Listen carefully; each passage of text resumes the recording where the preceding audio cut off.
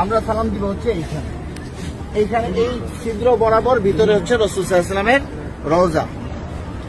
পুরুষরা আসেন, পুরুষরা, মহিলাদেরকে এখানে যাইতে দেওয়া হয় না, তো আপনারা দেখলে বুঝবেন না। একটু আপনারা সাইডে থাকেন।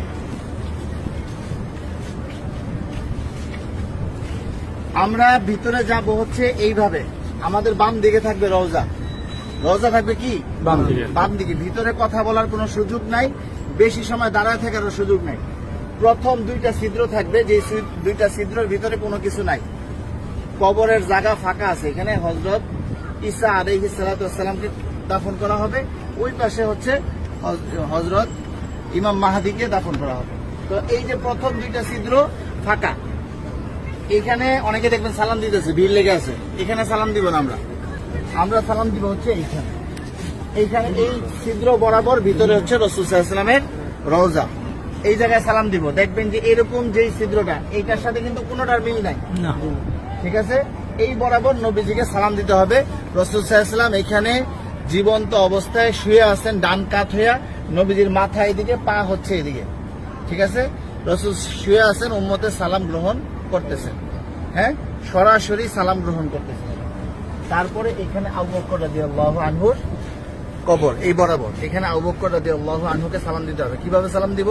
নবীজিকে কিভাবে দিব? আসসালাতু আসসালামু আলাইকা ইয়া রাসূলুল্লাহ, আসসালাতু আসসালামু আলাইকা ইয়া হাবিবাল্লাহ। যতটুকু বেশি আমরা পারি বলার চেষ্টা করব।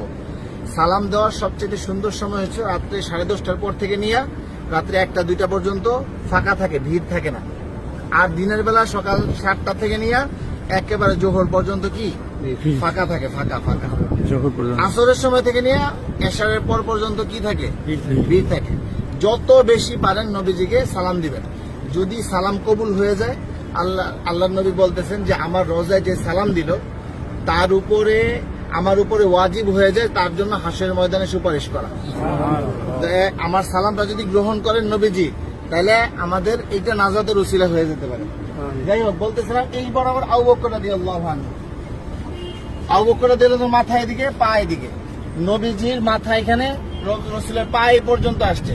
রাসূলের শরীরের ওই পাশে হচ্ছে কি আবু বকর রাদিয়াল্লাহু আনহু।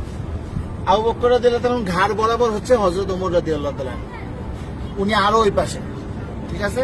নবীজি এখান থেকে এভাবে শোয়া, রাসূলের পরে হচ্ছে আবু বকর রাদিয়াল্লাহু আনহু শোয়া, তারপরে হচ্ছে হযরত ওমর রাদিয়াল্লাহু আনহু। এইখানে হযরত ওমর রাদিয়াল্লাহু আনহুকে সালাম দিতে হবে। তো এইখানে নবীজিকে সালাম দিব আমরা। আর রাসূলকে অনেক মানুষ আমাদেরকে বলছে না সালাম দেওয়ার জন্য, তো আমরা নিয়ত করবো যে আমাদেরকে যত মানুষ সালাম দিতে বলছে তাদের সকলের পক্ষ থেকে সালাম, আসসালাতু আসসালামু আলাইকা ইয়া রাসূলুল্লাহ, ঠিক আছে। তারপর আবু বকর রাদিয়াল্লাহু আনহুকে সালাম দিব, হযরত ওমর রাদিয়াল্লাহু আনহুকে সালাম দিব। তারপরে এখানে কোনো কিছু নাই, ফাঁকা আছে কবরের জায়গা ভিতরে, আমরা এদিক দিয়ে বের হয়ে যাব। এটা হচ্ছে পুরুষদের যে কোনো সময় খোলা আছে সালাম দেওয়া। আর মহিলাদেরকে ঠিক রওজার পিছন দিক দিয়ে দিবে সালাম দেওয়ার জন্য একদিন। কথা বুঝতে পারছেন? একদিন সুযোগ আসবে রিয়াজুল জান্নাহ নামাজ পড়ার জন্য, এবং সালাম দিবেন রওজার পিছন দিক থেকে। আর মহিলারা বাহির দিয়া প্রতিদিনই সালাম দিবেন আপনারা বাহির থেকে, হ্যাঁ। এই পাশে আসেন।